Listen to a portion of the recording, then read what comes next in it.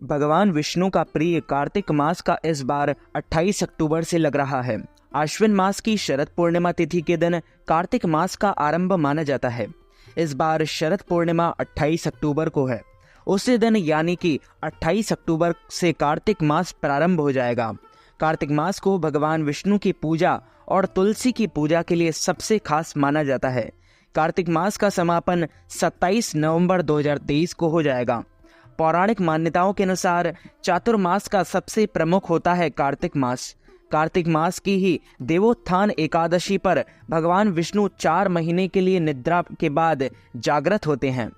इस महीने में भगवान विष्णु के साथ तुलसी पूजन का विशेष महत्व हमारे धर्म ग्रंथों और पुराणों में बताया गया है। इसी महीने में तुलसी और शालिग्राम विवाह आयोजित होता है। कार्तिक मास में गंगा स्नान, दीपदान, यज्ञ और अनुष्ठान परम फल देने वाले माने गए हैं। इनको करने से आपके कष्ट दूर होने के साथ पुण्य की प्राप्ति होती है और ग्रह दशा भी सुधरती है। कार्तिक मास में ही धनतेरस, दिवाली, छठ और कार्तिक पूर्णिमा जैसे महत्वपूर्ण त्योहार मनाए जाते हैं। कार्तिक मास सबसे पुण्यदायी महीना माना जाता है। इस पूरे महीने में तुलसी के पौधे के नीचे घी का दीपक जलाने की परंपरा है। ऐसा करने से आपको धन लाभ होता है और आपके घर में माँ लक्ष्मी का वास होता है। कार्तिक पूर्णिमा के दिन शालिग्राम और तुलसी का विवाह करवाया जाता है। पौराणिक मान्यताओं के अनुसार इस महीने में श्रीहरि मत्स्य अवतार में रहते हैं, इसलिए इस महीने में भूलकर भी मछली या फिर अन्य प्रकार की तामसिक चीजों का सेवन नहीं करना चाहिए।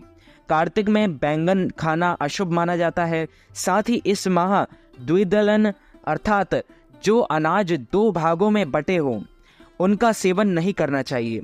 उड़द, चना, मसूर, मूंग, मटर ऐसे ही अनाज माने गए हैं। कार्तिक मास में जीरे के उपयोग से भी आपको बचना चाहिए।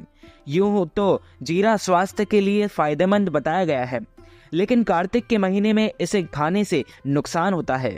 कार्तिक के महीने में दही का सेवन न करें तो आपको सेहत और आर्थिक दृष्टि दोनों में लाभ होगा। कार्तिक में दही खाना संतान के लिए अशुभ माना जाता है। कार्तिक के महीने में करेला भी नहीं खाना चाहिए। ऐसा माना जाता है कि करेला वात रोग बढ़ाने वाली सब्जी है और इस महीने में करेले में कीड़े भी पड़ जाते हैं, इसलिए करेला खाना स्वास्थ्य के लिए हानिकारक माना गया है। कार्तिक के महीने में मूली खाना शास्त्रों में बहुत ही फायदेमंद माना गया है। इस मौसम में कफ दोष और पित्त दोष संबंधित बीमारियां होने की संभावना उत्पन्न हो जाती है, इसलिए इस माह में मूली खाना लाभकारी है। कार्तिक के महीने में परम पावनी गंगा नदी में डुबकी लगाना बहुत ही अच्छा माना जाता है। अगर आप गंगा में स्नान नहीं कर सकते तो घर पर नहाने के पानी में थोड़ा सा गंगा जल मिलाकर स्नान कर सकते हैं। कार्तिक के महीने में पूरे 30 दिन तुलसी के नीचे घी का दीपक अवश्य लगाएं। अगर आप लगातार इतने दिन दीपक जलाने में असमर्थ हैं तो देवोत्थान एकादशी से लेकर कार्तिक पूर्णिमा तक कम से कम 5 दिन दीपक जरूर जलाएं। तुलसी के पूजन करने पर माँ लक्ष्मी के साथ साथ कुबेर जी की कृपा आप पर बरसती है। कार्तिक के महीने में भगवान विष्णु का स्मरण करते हुए शाम के वक्त पूजा के स्थान में तिल के तेल का दीपक जलाकर रखें। पौराणिक मान्यताओं के अनुसार भगवान विष्णु ने स्वयं कुबेर जी से कहा था कि कार्तिक मास में जो मेरी उपासना करे उसे कभी धन की कमी मत होने देना। कार्तिक के महीने में पलंग पर सोने की बजाय भूमि पर सोना अधिक श्रेष्ठ माना गया है। इसके साथ साथ कार्तिक के महीने में जरूरतमंदों को यथासंभव अन्न और वस्त्र का दान अवश्य करें। रोजाना उगते सूर्य को जल अवश्य दें। कार्तिक में धन से संबंधित विशेष आराधना व उपासना की जाती है, जिससे धन, आयु व आरोग्य की प्राप्ति होती है। अपने अहंकार दूर होकर जीवन प्रकाशमान हो जाता है। भगवान नारायण, विष्णु एवं लक्ष्मी जी को दीपक लगाने से अमीट फल प्राप्त होता है। मनुष्य पुण्य का भागी होकर वह लक्ष्मी कृपा को प्राप्त करता है। इस माह में किया गया स्नान दान, दीपदान एवं तुलसी की पूजा विशेष फलदायी मानी गई है। स्कंद पुराण तथा पद्म पुराण के अनुसार यह धर्म, अर्थ, काम व मोक्ष को देने वाला कहा गया है। इस माह में खास तौर पर दीपावली के बाद गोपा अष्टमी, आंवला नवमी और देव उठनी एकादशी पर पूजन का काफी महत्व है।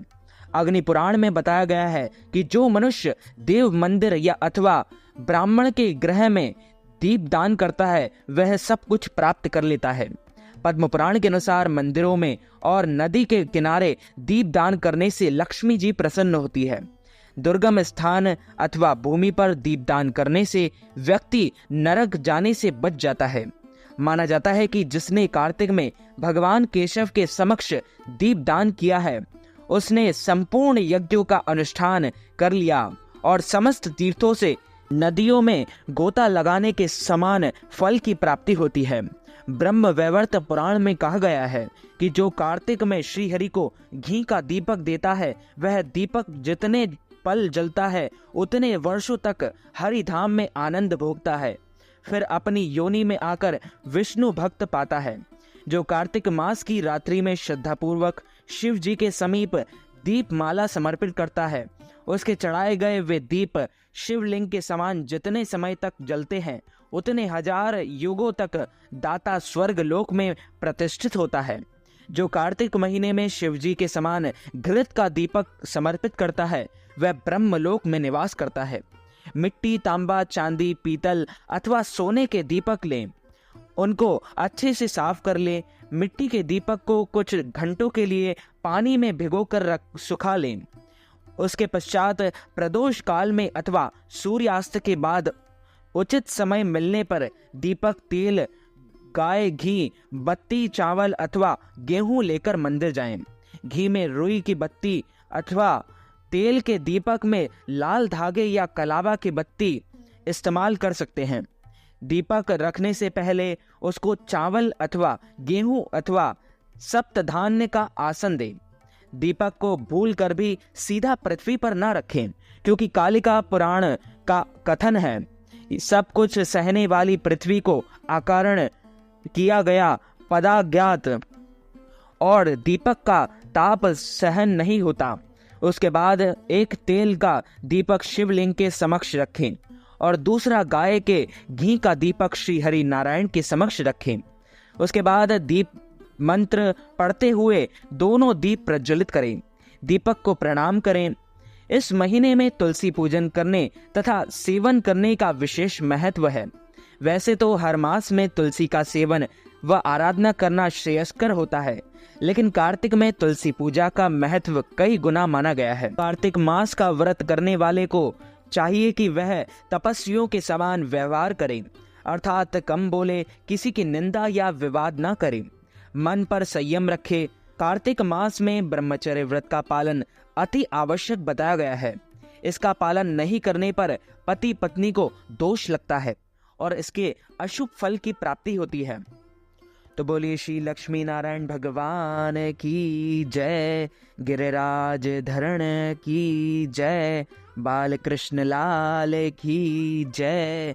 तो मित्रों, हमारे इस ज्ञानवर्धक वीडियो को आप अधिक से अधिक लोगों को शेयर कीजिएगा, लाइक कीजिएगा, कमेंट कीजिएगा और सब्सक्राइब करके बेल आइकन को भी ऑन कर लीजिए ऐसे ही नई नई वीडियो देखने के लिए।